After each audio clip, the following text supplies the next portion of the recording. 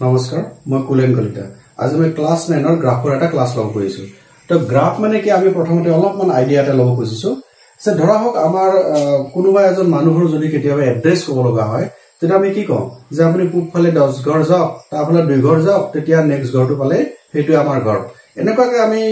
কিছু কথা বুজাব খুজো আমি কিন্তু গণিতত যেতিয়া আমি কিছুমান কথা পঢ়িব লগা হয় তেতিয়া আমি কিছুমান সিস্টেম বা কিছুমান শৃংখলাবদ্ধ মানে প্ৰক্ৰিয়াৰ মাজেৰে যাব লগা হয় তো এই শৃংখলাবদ্ধ প্ৰক্ৰিয়াৰ মাজেৰে যদি আমি কাৰোবাৰ লোকেশন বা কাৰোবাৰ অৱস্থান বুজাব লগা হয় তেতিয়া আমি এই গ্ৰাফ নামৰ মানে এই কথাটোৰ সহায় ল'ব লগা হয় এইটো কি বস্তু যে আমি সংখ্যা ৰেখাৰ ধাৰণাটো জানো যে সংখ্যা ৰেখাত আমি কি কৰো প্ৰথমতে যে এটা যিকোনো বিন্দু লৈছো শূন্য বিন্দু বুলি কৈছো এইফালে x মানে ধনাত্মক সংখ্যাবিলাক থাকিব আৰু তাৰ এইফালে বিপৰীত ফালে ঋণাত্মক সংখ্যাবিলাক থাকিব হয়নে এই কথাখিনিকে আমি ইয়াত ব্যৱহাৰ কৰিম তো আমি এই যিটো সংখ্যা ৰেখা আছে তাৰ একদম লম্বভাৱে আনলামি ৰেখা আঁকিছো এই যে লম্বভাৱে আঁকিছো এই দলৰ নাম আমি y বুলি কৈছো এই দলৰ নাম x বুলি কৈছো তো ইয়াৰ নাম x অক্ষ এই দলৰ নাম y অক্ষ তে এই যেটো বিন্দুত ইহতে পৰস্পৰ কটাকটি কৰিছে এই বিন্দুৰ নাম হৈছে মূলবিন্দু অৰ্থাৎ এইটো হল আদি বা আৰম্ভণি বিন্দু ঠিক আছে তো এইফালে যদি আমাৰ x অক্ষ হয় বা x ৰ দিশ হয় তাৰ সম্পূৰ্ণ বিপৰীত ফালে ঋণাত্মক হ'ব আমি তাক ডেশৰ দ্বাৰা বুজাও অৰ্থাৎ x ডেশ হ'ব ঠিক একেদৰে ওপৰৰ ফালে যদি y হয় তলৰ ফালে y ডেশ হ'ব ঠিক আছে তো এই যিখন সমতল আছিল আমাৰ আগতে বৰ্ডখন আছিল যেতিয়া আমি x অক্ষ আৰু y অক্ষ ৰাখি দিলো তেতিয়া আমি এইখন সমতলক কম কি বুলি কাৰ্টীয় সমতল বা কাৰ্টেছিয়ান সমতল বুলি কওঁ তো এই কাৰ্টীয় সমতল বা কাৰ্টেছিয়ান সমতলক x অক্ষ y অক্ষ আৰু এইটো মূলবিন্দু এইখিনি কথা আমি নামকৰণ কৰিব লাগিব তো ইয়াত যেতিয়া আমি কাৰোবাৰ ঘৰ বুজাব লাগে তেতিয়া ইয়াত আমি ঘৰ মন্দিৰ নামঘৰ এইবিলাক কথা আমি নকওঁ আমি কি কম ইয়াতে বিন্দু বুলি কম অৰ্থাৎ বিন্দুবোৰে হৈছে ইয়াতে আমাৰ অৱস্থান বুজোৱা একটা চিহ্ন তো এই বিন্দু মানে কি অৰ্থাৎ এই যে আমাৰ লোকেশন এটো অৱস্থান এই বিন্দুটোৰ বিষয়ে বুজিবলৈ বা ইয়াক যদি আমি যাব লাগে কি নিয়মৰ মাজেৰে যাম তে আমি কিছুমান নিয়ম বান্ধি দিছো কেনেকুৱা যে কোনোবা বিন্দুৰ ফালে যদি আমি যাব লাগে প্ৰথমতে আমি x ৰ দিশত যাব লাগিব তাৰ পিছত y ৰ ফালে যাব লাগিব মানে ইয়াক যদি ধৰি লৈছো মই a নামৰ এটা বিন্দু আছে এই বিন্দুটোৰ অৱস্থানটো আমি জানিব লাগে কি কৰিম প্ৰথমতে আমি x ৰ দিশত যাম এনেকৈ আমাৰ ঘৰ থাকিব গ্ৰাফ পেপাৰত ঘৰ থাকিব সৰু সৰু ঘৰ আমি প্ৰথমতে x ৰ দিশত যাব লাগিব তাৰ পিছত আমি y ৰ দিশত যাব লাগিব হৈছেনে তে মই এইটো বিন্দু যাব লাগিলে 1 ঘৰ 2 ঘৰ 3 ঘৰ 4 ঘৰ ধৰি লৈছো মই প্ৰথম 4 ঘৰ যাব লাগিব তে ইয়াতো ৰখিলে নহব বিন্দুটো আছে ওপৰৰ ফালে তে মই কি কৰিছো ওপৰৰ ফালে গুছি যাব এটা 1 ঘৰ 2 ঘৰ 3 ঘৰ 4 ঘৰ 5 ঘৰ 6 ঘৰ বুলি কৈছো অৰ্থাৎ x ৰ দিশত গৈছো মই 1 2 3 4 ঘৰ আৰু y দিশত গৈছো ধৰি লৈছো 5 ঘৰ এই যে x ৰ দিশত 4 ঘৰ y দিশত 5 ঘৰ বুলি কৈছো এই 4 আৰু 5 টোকে কোৱা হয় এই বিন্দুটোৰ স্থানাংক মানে ইয়াৰ অৱস্থানটো ক'ত x ৰ অৱস্থান কিমান y ৰ অৱস্থান কিমান এটো হৈছে তাৰ স্থানৰ অংক বা স্থানাংক বুলি কোৱা হ'ব আৰু এটা বিন্দুত হেনেকে সদায় এই দুটা ভাগ থাকে মানে আমি সদায় x ৰ ফালে যাবই লাগিব মানে x টো প্ৰথম লিখিবই লাগিব তাৰপিছত y ৰ ফালে আমি যাবই লাগিব আৰু হেইকাৰণে y টো আমি দ্বিতীয়ত লিখিব লাগিব আমি কেতিয়াও উল্টা কৰি y টো আগত x টো পিছত লিখিব নোৱাৰো কেতিয়াও নোৱাৰো এটো একদম ধৰাবন্ধা হাৰ্ড এন্ড ফাষ্ট ৰুল ইয়াৰ ক্ষেত্ৰত তো আমি এই যে যোগ চিহ্নটো দিলো বা x অক্ষ y অক্ষ আঁকিলো আকাৰ লগে লগে আমাৰ কাৰ্টেছিয়ান সমতলখন চাৰিটা ভাগত বিভক্ত হৈ গ'ল এই যে চাৰিটা ভাগ গ'ল এটো কোৱা হ'ব প্ৰথম চক এটো কোৱা হ'ব দ্বিতীয় চক এটো কোৱা হ'ব তৃতীয় চক আৰু এটো কোৱা হ'ব চতুৰ্থ চক অৰ্থাৎ চাৰিটা ভাগ নাম দিছো প্ৰথম দ্বিতীয় তৃতীয় আৰু চতুৰ্থ বুলি এতিয়া আমি চাও যে এই বিন্দুবিলাক এই চাৰিটা চকত যেতিয়া অৱস্থান কৰিব তেতিয়া তাৰ ৰূপ বিলাক কেনেকুৱা হ'ব তো ইয়াত কি দেখিলো যে এইফালে গলে যেটো প্লাস এইফালে ওপৰৰ ফালে গলে যেটো প্লাস গতিকে ইয়াতে আমি দুটাই প্লাস সংখ্যা পাইছো আকৌ এইফালে আছে ড্যাশ নহয় জানো x ড্যাশ আৰু y ড্যাশ ড্যাশ মানে হৈছে x ৰ বিপৰীত দিশ অৰ্থাৎ ই মাইনাস চিহ্নেৰে বুজাব অৰ্থাৎ ড্যাশ মানে মাইনাস y ক্ষেত্ৰটো মাইনাস ধৰি লৈছো মই ইয়াতে এটা বিন্দু আছে এই বিন্দুটোক যদি মই যাব লাগে বা অৱস্থানটো মই বুজাব লাগে কেনেকৈ বুজাম ধৰা b নামৰ এটা বিন্দু ইয়াতে আছে মই তাৰ অৱস্থান কি আমি ক'ব লাগে কেনেকৈ কম এই b ৰ অৱস্থান ক'বলৈ আমি প্ৰথমতে x ৰ দিশত আহিবই লাগিব আৰু x ৰ দিশত আহিলে আমি কি কৰিব লাগিব এইফালে আহিব লাগিব কিয়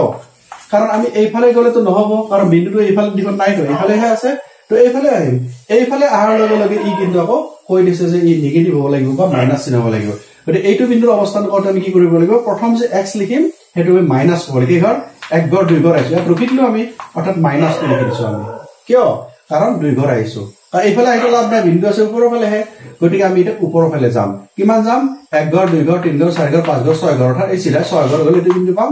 সো y মানে হ'ব 6 তে এই বিন্দুটোৰ অৱস্থান কি -2 6 অৰ্থাৎ দ্বিতীয় চকত পোৱা বিন্দুটোৰ অৱস্থান কি হয় প্ৰথমটো মাইনাসেৰে আৰম্ভ হয় দ্বিতীয়টো প্লাসেৰে আৰম্ভ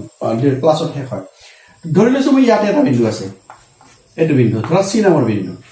এই c নামৰ বিন্দুৰ অৱস্থান কেনেকুৱা হ'ব তে আমি প্ৰথমতে x ৰ ফালে যাবই লাগিব যেটো আমি নিয়ম কৈছিলো তে x ৰে এইফালে গলে নহব তো এইফালে আহিব লাগিব কাৰণ এইফালে আছে তো আমি এইফালে 1 2 3 4 ঘৰ আহিছো কাৰণ এইফালে আহিলো নহব এই সিধা সিধি মিলাব লাগিব তুমি না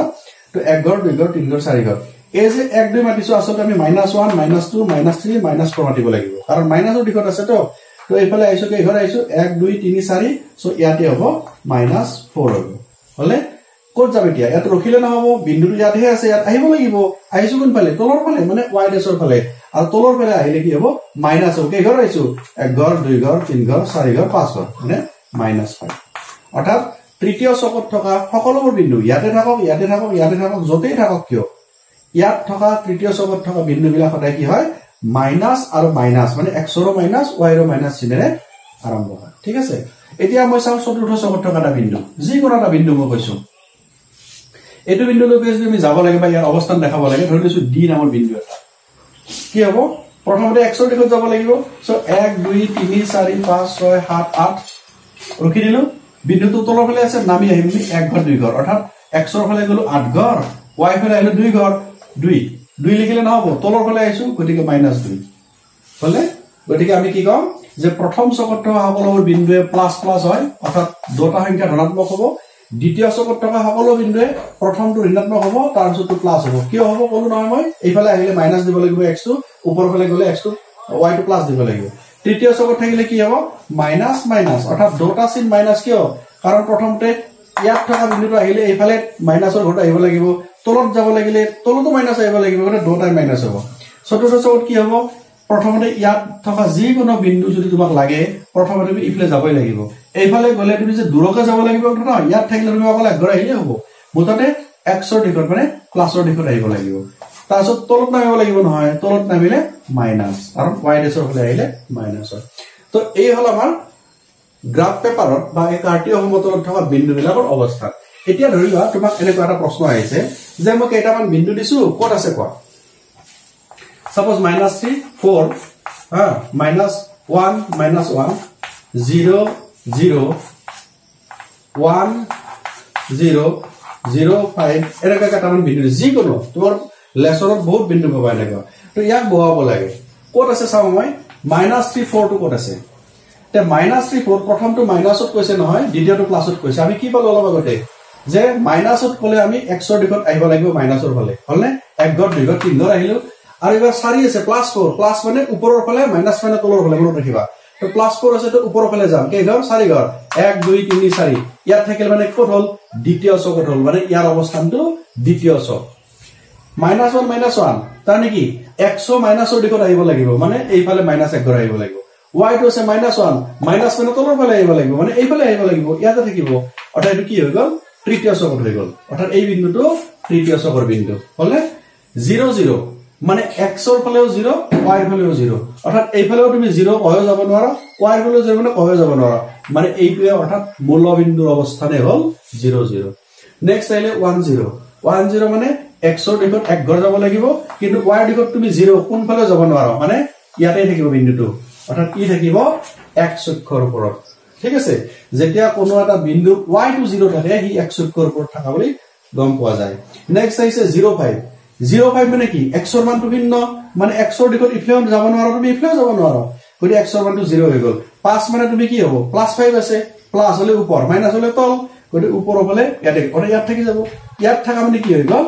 y অক্ষৰ ওপৰত টকাটো বুজাই দিলে অৰ্থাৎ আমি ক'ব পাৰো যে যি বিন্দুৰ x ৰ মানটো ভিন্ন থাকে সি সদায় y অক্ষৰ ওপৰতে থাকিব বুজি পালানে তে আমি ক্লাস 9 ৰ প্ৰথম যেটো চেপ্টাৰ আছে গ্ৰাফৰ আৰম্ভণি কথাটো এইখিনিয়ে অৰ্থাৎ বিন্দু কি বিন্দুবিলাক কেনেকৈ বহাব লাগে এখন কাৰ্টেসীয় সমতল মানে কি x অক্ষ y অক্ষ কি এইখিনি কথা লৈ আমাৰ প্ৰথম চেপ্টাৰটো হৈছে ঠিক আছে এইটো আৰম্ভণি কথা নেক্সট চেপ্টাৰত আমি কি শিকিম যে কেনেকৈ বিন্দুবিলাক উলিয়াই ল'ব লাগে, এই বিন্দুবিলাক গ্ৰাফত কেনেকৈ বহাব লাগে, গ্ৰাফত কেনেকৈ ছবি আঁকিব লাগে, একক কেনেকৈ বহাব লাগে, এই কথাখিনি আমি নেক্সট ক্লাছত শিকিম। ঠিক আছে, এইখিনি এবাৰ ভালকৈ প্ৰেক্টিছ কৰি লোৱা আৰু লেছনত যি প্ৰশ্ন আছে একবাৰ চাই লোৱা। ঠিক আছে, ধন্যবাদ।